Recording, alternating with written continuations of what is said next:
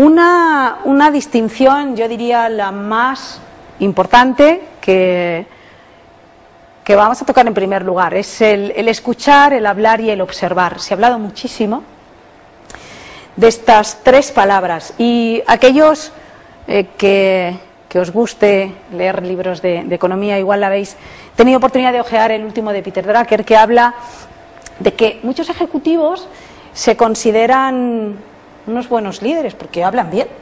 Ellos se consideran a sí mismos personas que hablan bien. Y curiosamente, antes que el hablar está el escuchar. Ya no simplemente este escuchar va a definir la calidad de lo que estés hablando, por una capacidad de escucha que nosotros proponemos vaya mucho más allá de la escucha de las palabras. Hablamos de escuchar emocionalidad. Por tanto, esta escucha pasa incluso por hacer una escucha de ti, de cómo está tu emocionalidad en ese momento que estás escuchando al otro, y por supuesto de una escucha de esa emocionalidad del otro.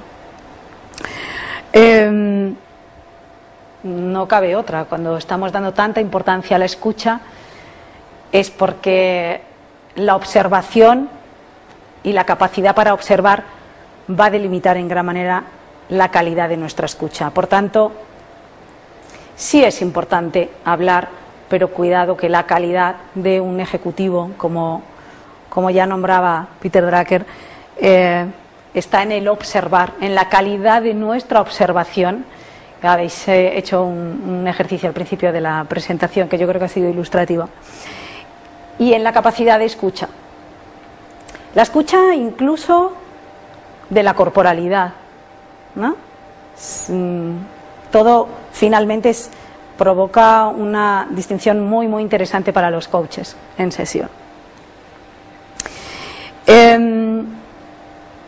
Como punto de la presentación habíamos hablado que íbamos a hablar, hay muchísimas distinciones, hay más de 200 distinciones, y os había comentado que íbamos a hablar de las más importantes. De hecho, nos vamos a detener en la distinción de emociones y estados de ánimo, porque es una de las más frecuentes.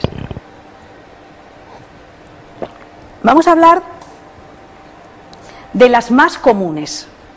Hablábamos en la presentación de la importancia de la distinción. Si yo os pregunto, ¿para vosotros es lo mismo distinguir que conocer? Sería interesante que pensarais unos segundos sobre esto. A mí me parece muy gráfico. Si hablamos, por ejemplo, del vino, yo creo que la mayoría de las personas conocemos aspectos del vino. Yo sé que un buen vino puede tener más calidad en función de la cosecha que sea.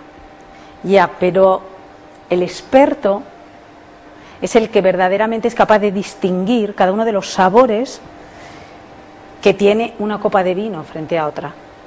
Por tanto, cuando conoces tienes cierta información, pero el que es capaz de establecer esa diferencia tiene más información, ¿no?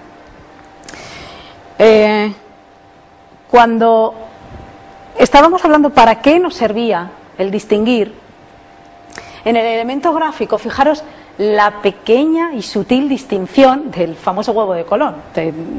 Todo el mundo habla, alguna vez hemos escuchado, Colón fue el primer hombre que puso un huevo de pie.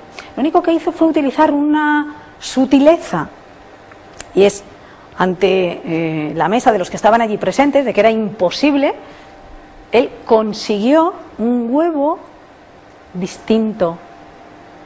Porque hizo algo distinto, simplemente tomó la parte más ancha y la cascó un poco, muy poco, pero en la sutileza de la diferencia encontró una distinción.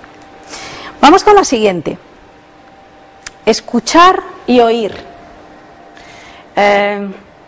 Aquí yo creo que todos aquellos que tengan hijos, o si no tienen hijos, participan en una familia, es muy muy común este ejemplo entre padres, hijos o niños pequeños, ¿no? Sobre todo si son aquellos muy comunicadores, vamos a llamarlos así.